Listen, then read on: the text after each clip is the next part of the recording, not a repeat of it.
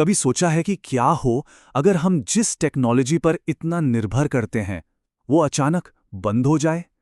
आज हम एक ऐसे ही स्टूडेंट की कहानी पर बात करेंगे जिसके लिए एक पावर कट प्रॉब्लम सॉल्विंग की एक पूरी नई दुनिया का दरवाजा बन गया। जरा सोचिए, एक जरूरी एग्जाम चल रहा है, हर कैलकुलेशन के लिए हम अपने गैजेट्स पे डिपेंडेंट हैं और अचानक स्क्रीन ब्लैक हो जाती है। अब क्या? यही वो सवाल है जो इस पूरी कहानी की जड़ में है। और देखिए, ये कोई बनाई हुई कहानी नहीं है। एक स्टूडेंट ने असल में सिचुएशन को फेस किया और जो सबक उसने सीखा वो हम सभी के लिए एक तरह से आंखें खोलने वाला है। तो चलिए शुरू करते हैं। हम सब एक ऐसी दुनिया में जी रहे हैं जहां कुछ भी सोचने से पहले ही हम अपना फोन या लैपटॉप उठा लेते हैं, है ना? यही है हमारा डिजिटल डिफ़ॉल्ट, मतलब हमारी पहली आदत ही मशीनों पर निर्भर होना है। यहाँ ना, काम करने के दो बिल्कुल अलग तरीके हैं।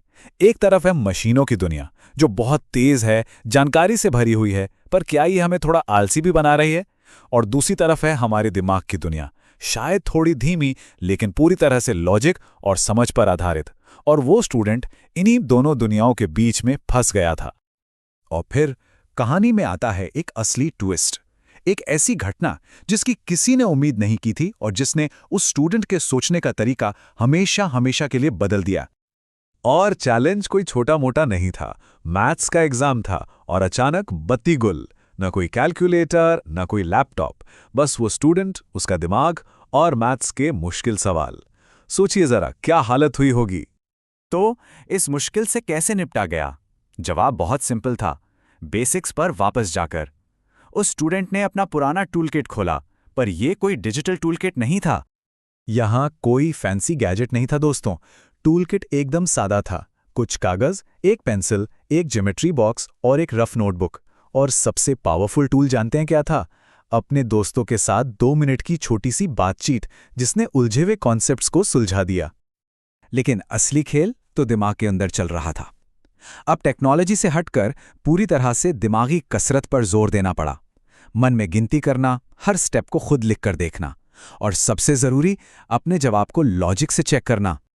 यहां घबराहट की जगह धैर्य ने ले ली। ये एक पूरा सोचा समझा प्लान था। पहला स्टेप, शांति से सिचुएशन को एक्सेप्ट करो। दूसरा, लैपटॉप साइड में रखो और कागज पेंसिल उठाओ। फिर हर सवाल को छोटे छोटे टुकड़ों में बांटो। ये डिजिटल दुनिया की जल्दबाजी से बिल्कुल अलग एक शांत और सिस्टमैटिक तरीका था। और इस पूरी प्रोसेस का नतीजा क्या हुआ? कुछ बहुत ही हैरान करने वाली खोजें हुईं।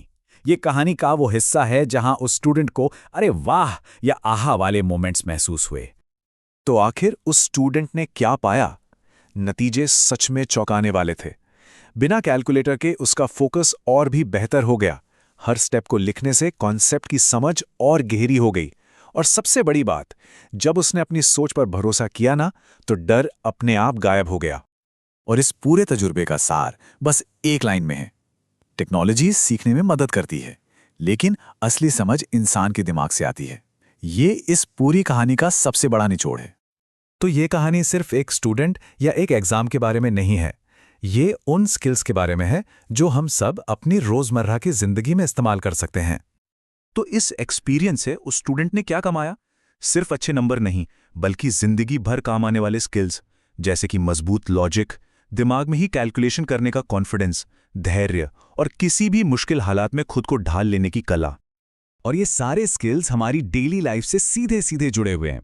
चाहे घर पर बिजली चली जाए, या दुकान पर छोटा मोटा हिसाब करना हो, या फिर बिना गूगल किए कोई फैसला लेना हो, इन सभी सिचुएशंस में उसी दिमागी ताकत की जरूरत पड़ती है जो उस स्टूडेंट ने उस दिन एग्जाम में डेवलप की थी। तो ये कहानी हमें एक बहुत जरूरी सवाल पर लाकर छोड़ देती है। एक पल के लिए रुककर सोचिए, आज ऐसा कौन सा एक छोटा सा काम है जो बिना किसी मशीन की मदद के किया जा सकता है? शायद किसी का फोन नंबर याद करना, या दुकान पर छोटा मोटा हिसाब मन में ही कर लेना। सोचने के लिए शुक्रिया।